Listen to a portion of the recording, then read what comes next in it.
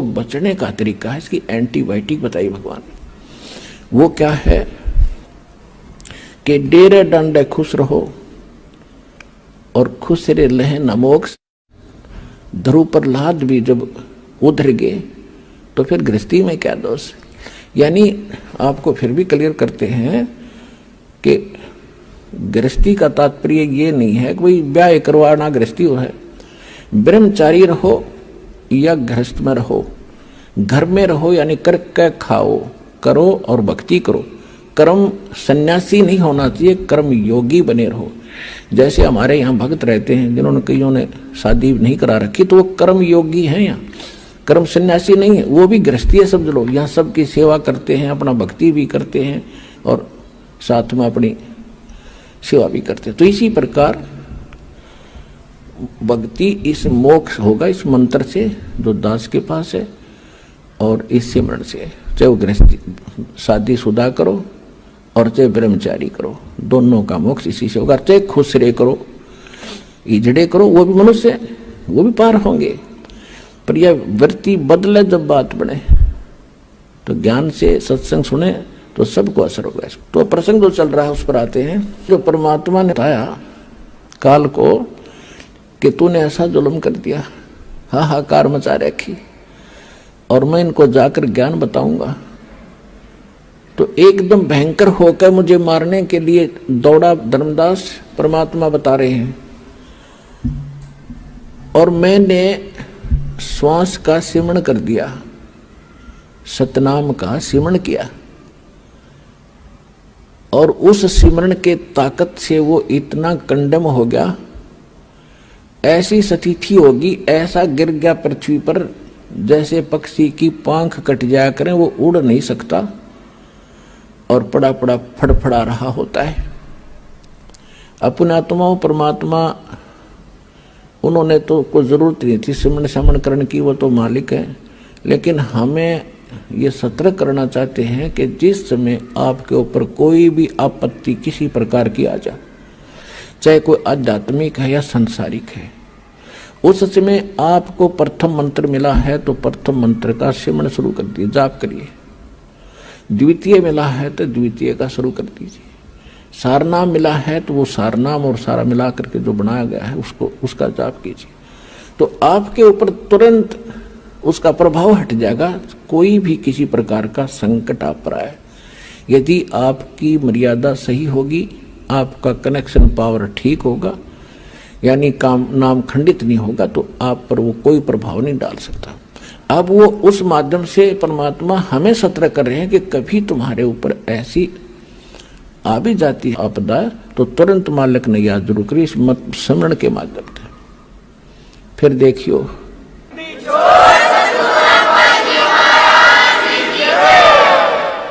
तो उस समय वो ऐसी स्थिति में आगा गिर गया जैसे पक्षी की पांख कट जाया करती हैं।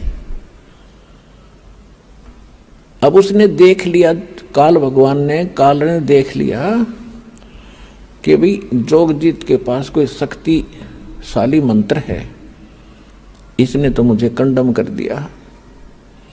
तो इसने फिर चापलूसी का सहारा दिया।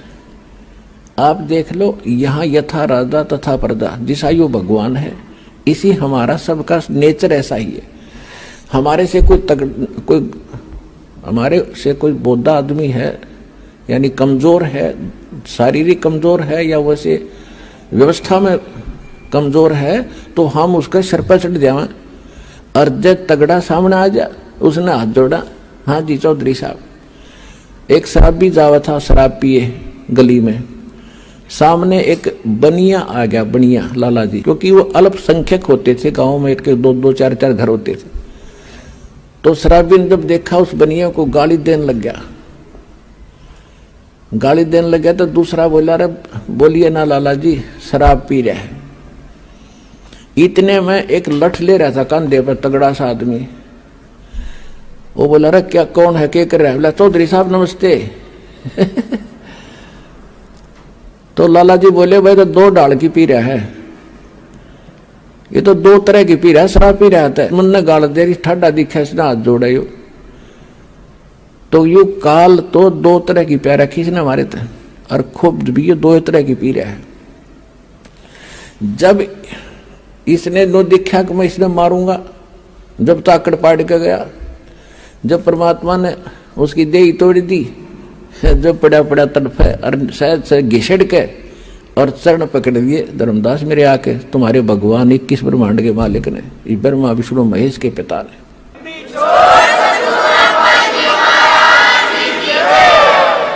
और बुरी तरह रोए, तू मेरा बड़ा भाई, मैं तेरा छोटा भाई, छोटे तो गलतियां करा करते हैं, बड़े तो माफी करा करते हैं, आप मुझे क्षमा कर दो, मैंने तो वैसे भाई जान कर आपके साथ लड़कपन कर दिया है, माफ कर दो, मैं तो आपको भगवान पिता के समान मानता हूँ, मुझे क्षमा करो।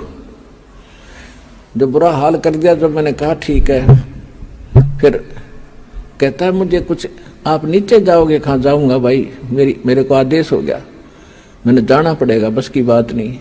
तो एक काम करियो, क्या कुछ मेरी कुछ डिमांड है या पूरी करियो पहले। परमात्मा बोले बोल के क्या डिमांड है तेरी? इसने कहा कि नो नहीं, वचनबद्ध हो जाओ। परमात्मा बोले ठीक है, वचनबद्ध हो गया। मांग क्या मांगता कि 3 युगों में, सतयुग, त्रेता, द्वापर में, और जीव थोड़े ले जाना। यदि आप सारे जीव अभी ले जाओगे तो मैं भूखा मरूंगा, मैं क्या खाऊंगा, मुझे तो श्राप लगा हुआ है। परमात्मा बोले श्राप भी तो तेरी बकवादों से लगा होगा, तेरे मारने चला टक्या नहीं, ये भी दुखी कर दिया आत्मा। 3 युगों में जीव थोड़े ले जाना, और चौथा युग जब कलयुग आवे, तब तो शरण जीव बहु जावे। ऐसा वचन हर मोय दीजे, तब तुम गवन संसार ही कीजे। कि हे भगवान, हे परमात्मा, मुझे आप ऐसा वचन दो और फिर तुम नीचे जाना। क्या मांगा इसने? एक तो ये मांगा था कि 3 युगों में जीव थोड़े ले जाना, और चौथा युग जब कलयुग आवे उस समय कितने ही जीव ले जाना। और दूसरी प्रार्थना ये की थी कि दाता, आप जोर जबरदस्ती ना करना, अपना ज्ञान सुना के, और जो आपके ज्ञान को स्वीकार करे हृदय से, वो आपका हो और शेष मेरे रहें। तो परमात्मा को पता था कि ज्ञान इनको हो जाएगा, फिर यहां रहेंगे कैसे, ज्ञानित कराऊंगा इनको जाके चौथे युग में। तो परमात्मा ने कहा ठीक है, यह भी मान ली तेरी प्रार्थना। फिर क्या कहा कि त्रेता युग में मेरा एक अंश जाएगा, रामचंद्र नाम होगा, राजा दशरथ के घर जन्म होगा, और उसके प्रारब्ध में ऐसा लिखा हुआ है कि उसकी पत्नी को एक राक्षस उठाएगा, लंका में ले जाएगा, और उस समय उससे छुड़वाने के लिए उसको पुल की आवश्यकता पड़ेगी समुद्र पार करने के लिए। आपके बिना ये काम दाता कोई नहीं कर सकता, या दया करियो।